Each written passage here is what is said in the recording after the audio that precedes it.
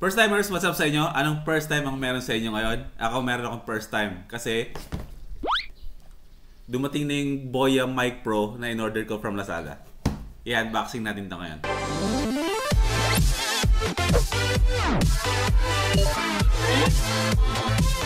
Excited na ako. So ito, parang lumabas lang to ilang buwan lang. Siguro mga 4 months ago, kita ko nagkaroon ng mga review sa YouTube. Pati yung kaibigan ko na YouTuber dito sa Pilipinas, pinadalhan ng lahat ng klase ng mic ng Boya para i-review niya. Doon ako nagka-interest kasi nagulat ako sa presyo niya. Compared sa, syempre yung mas kilala, di ba? Yung Rode Mic Pro, yung malaki. So, ang Boya wala nung dati. Pero parang months ago, nagkaroon ng ganitong klaseng mic ang Boya. Pangalawang order ko na to sa Lazada. Yung unang sablay, as in sobrang sablay talaga kasi hindi kami magkita ng oras nung nagdi-deliver. So, nakatatlong attempt siyang i-deliver sa akin sa opisina yung mic na ganito. Hindi. So, kailangan na i-cancel. So, sabi ko, sige, i-cancel na. Ganun ako bless kausap. So, ang gagawin natin, sa akin kasi ang ginagamit kong mic, itong Boya BY-MM1. Yung pinakamaliit na klaseng mic ng Boya. Ito, yan. Yan ang ginagamit kong mic sa ngayon.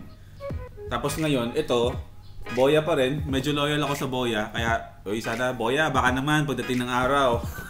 Hindi ko na kailangan bumili. So ngayong araw, wala, bubuksan lang natin to. Actually, nabuksan ko na siya. Re-unboxing to. Pero hindi ko pa siya natatanggal sa mismong box. Sinilip ko lang kasi syempre, delivery from Lazada eh. Baka mamaya niyan, pag hindi ko tinignan, pagbukas natin dito, pulburon yung laman. So, para makasigurado, sinilip ko muna. Nakita ko na yung loob, pero ngayon pa lang natin ilalabas yung mismong item dito sa box.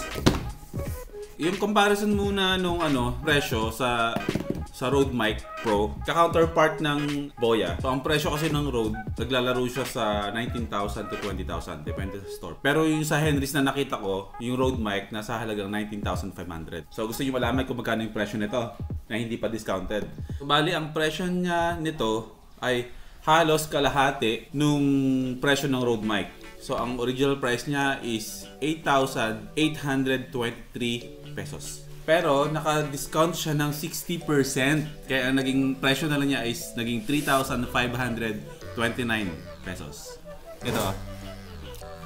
Ayan yung presyo niya, naka-discounted na.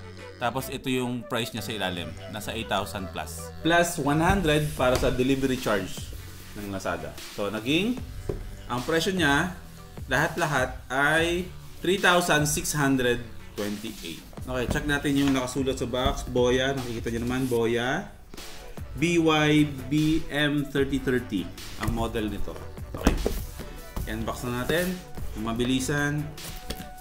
Okay, sa harap merong foam, merong manual.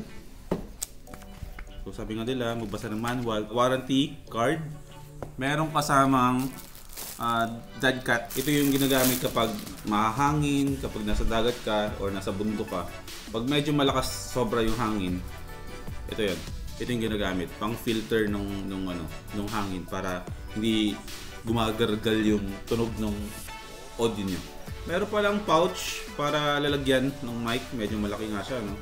So better siguro pag babiyahe, dala talaga yung box. Dito mo ilalagay, posibleng mabali siya. Sigurado yan, may ipit yung balian. Advance ako mag-isip eh. Kasi ilang beses na ako nababalian ng mic ng Boya. So ito na mismo, yung mic. Wala na. Yun lang pala eh. Konti lang pala yung laman eh. Ito na mismo, yung mic. Ito. O nga no, medyo Rode yung itsura niya. Kaya maganda tignan. Tinatapatan talaga yung Rode eh. Uy, marami nagsasabi sa akin ng mga director ha, ang Boya, good talaga. Hindi porket hindi siya Rode, hindi siya maganda. Lumalaban to. Kaya ba't ka bibili na mahal? Eh kung meron namang mura naman, nakalati ng presyo, tapos same quality yung audio na binibigay, di dun tayo sa mura. Ito yung foam. Yan. So ang tawag dito sa mic na ganito, shotgun. So it means kung ano yung nasa tapat niya, yun lang yung sasagapin niya. Pag dito sa gilid niya, hindi masyado. Pag sa likod, medyo wala na talaga. Konti lang. Pag tinanggal mo yung foam, ang ganda talaga ng foam. Ang ganda yung itsura niya. Sibalik natin. Tapos dito, merong on and off. Yan. Ito, merong on and off dyan. Meron siyang butas dito. Ayun no?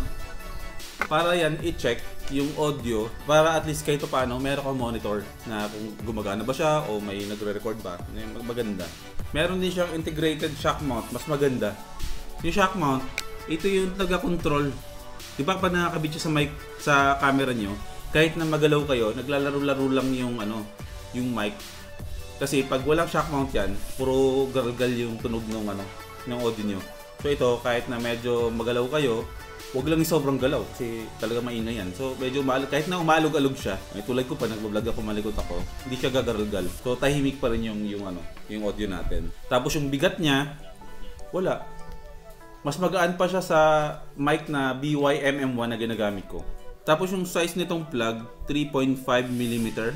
So pwede siyang pang DSLRs, pwede siya pang mirrorless. Hindi siya pwede pang phone. Ito yung para sa hot shoot to. Ito yung nilalagay sa tuktok ng camera nyo. Ayan. Sobrang gaan niya. Kaya feeling ko pag nilagay ko to dito sa 70D ko, hindi madadagdagan yung bigat ng camera ko. Kaya dead ba lang, okay lang kahit malaki siya. Akala ko ba yung battery included na to. Dito sa ilalim, dito lalagyan ng battery, dalawa. Ayan.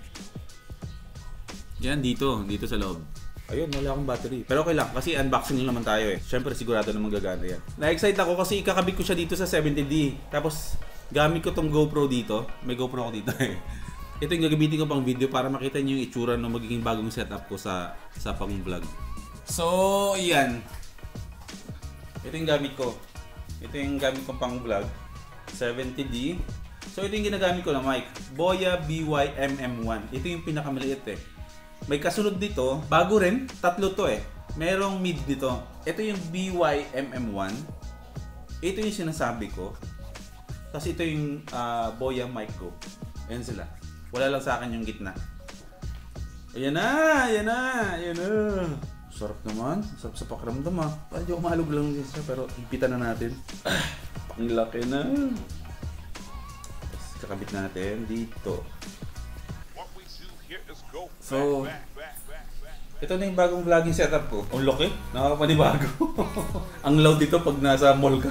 Siyempre, expected na natin yan. Maraming maninita sa atin. Yung 70D ko, gamit ko na yung Boya Mic Pro. So, ayan, ginamit ko ulit yung mic ko. Tinanggal ko ulit. Sa mga gustong bumili nung mic na to, wala pa siyang available dito sa Pilipinas o kahit sa anong store dito, mapa Henry's o kung saan man. Itong mic na to, nagagaling pa siya ng ibang bansa. Siguro antay ka ng mga 2 to 3 weeks bago dumating. Yun, advice ko lang sa mga vloggers na kung gusto niyo talagang quality ng audio na hindi masyadong mahal yung presyo, mag-Boya kayo. So yan, ilalagay ko to sa description yung link nung Lazada para at least mabisita nyo kung gusto yung order na kayo. Affordable, hindi mahal pero same quality ng mga mamahaling klaseng Rode Mic Pro. O nga pala, hindi ko pa na-ipopromote. Yung t-shirt, yung mga wala pang boy first time shirt at yung mga gustong umorder dyan, every Saturday, 11 AM to 1 PM, magkita-kita tayo sa McDonald's ABS-CBN. Yun yung meet up. Available to sa sizes na small, medium, large, tsaka XL. Lahat ng kulay white lang. Tapos iisa lang yung design. So yan, boy first time vlogs. 350 pesos. Hanggang dito na lang tong unboxing na to. First time kong gumawa ng unboxing. Ano pong masasabi nyo? Huwag nyo kalimutan, kung bago ka dito, mag-like, comment, and subscribe. Ako si Boy First Time. Like a virgin, just for the very first time.